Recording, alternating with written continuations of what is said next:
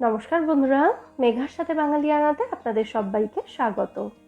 আজ নিয়ে এসেছি দারুণ সুস্বাদু এবং সম্পূর্ণ নিরামিষ থোর ভাজার রেসিপি।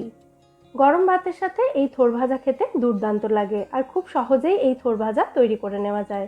তাহলে চলুন আজ এই রেসিপিটাই দেখে নেওয়া যাক। প্রথমে একটা কড়াই ভালো করে গরম করে তার মধ্যে আমি 2 টেবিল চামচ মতো সরষের তেল দিয়ে দিলাম। তেলটা ভালো করে গরম হয়ে গেলে এর মধ্যে 1 মুঠো মতো চিনেবাদাম দিয়ে চিনেবাদামগুলো ভালো করে ভেজে তুলে নেব। চিনেবাদাম ভাজতে খুব বেশি সময় লাগে না, মিডিয়াম ফ্লেমে 1 মিনিট মতো ভাজলেই যথেষ্ট।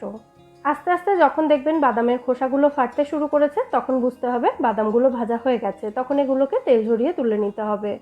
তারপরে এই বাকি তেলের মধ্যেই আমি ফোড়নের জন্য দিয়ে দিলাম 2টো শুকনো লঙ্কা, একটা তেজপাতা এবং 1 চা চামচ মতো গোটা জিরে। জিরের কালারটা ব্রাউন হওয়া পর্যন্ত ফোড়নটাকে ভালো করে ভেজে নিতে হবে। তারপর এর মধ্যে দিয়ে দিতে হবে ঝিরিঝিরি করে কেটে রাখা থোর, মানে আলু ভাজার জন্য আমরা যেরকমভাবে কেটে থাকি সেরকমভাবেই থোরটাকে আমি কেটে নিয়েছি। থোরটা কেটে নেওয়ার পর এর মধ্যে 1/2 চা চামচ মতো নুন দিয়ে থোরটাকে ভালো করে আমি কচলিয়ে নিয়েছি বা চটকিয়ে নিয়েছি।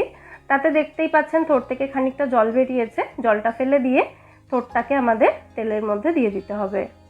মিডিয়াম টু হাই ফ্লেমে রেখে 30 থেকে 40 সেকেন্ড মতো থোরটাকে আমি নাড়াচাড়া করে নিয়েছি। তারপর এর মধ্যে দিয়ে দিচ্ছি ছোট টুকরো করে কেটে রাখা একটা মাঝারি সাইজের আলু। এবার মিডিয়াম ফ্লেমে রেখে আলু এবং থোরটাকে ভালো করে ভেজে নিতে হবে। প্রায় 3 মিনিট সময় নিয়ে থোর এবং আলুটাকে একসাথে আমি ভেজে নিয়েছি। এখন দেখতেই পাচ্ছেন এগুলো ভালো মতো ভাজা হয়ে গেছে। তো এর মধ্যে এবার আমি দিয়ে দিচ্ছি গ্রেট করে রাখা আদা এবং কাঁচা লঙ্কা। 1/2 ইঞ্চ মতো একটা আদার টুকরো এবং 3টে কাঁচা লঙ্কা এখানে আমি গ্রেট করে দিয়েছি। ঝালটা অবশ্যই যে যার স্বাদ অনুযায়ী দেবেন।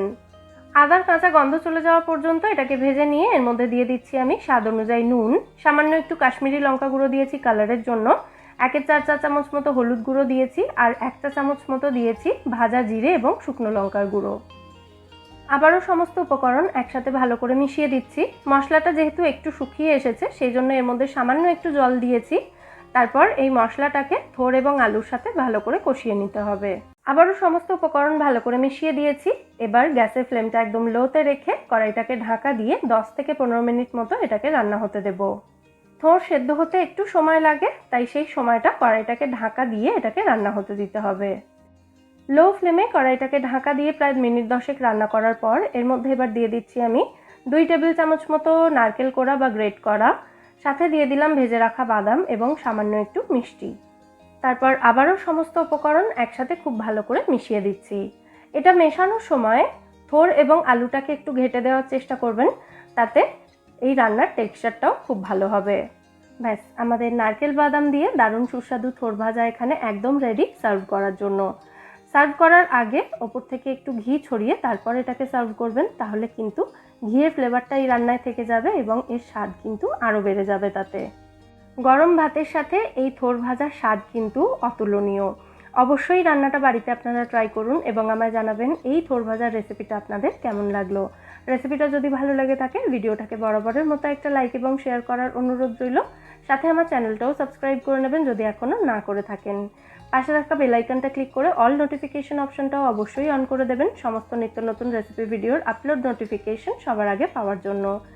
আজকের মতো এখানেই বিদায় নিচ্ছি। ফিরে আসবো নতুন কোনো রেসিপি নিয়ে। সবাই সুস্থ থাকবেন, ভালো থাকবেন এবং সবাইকে খুব ভালো রাখবেন।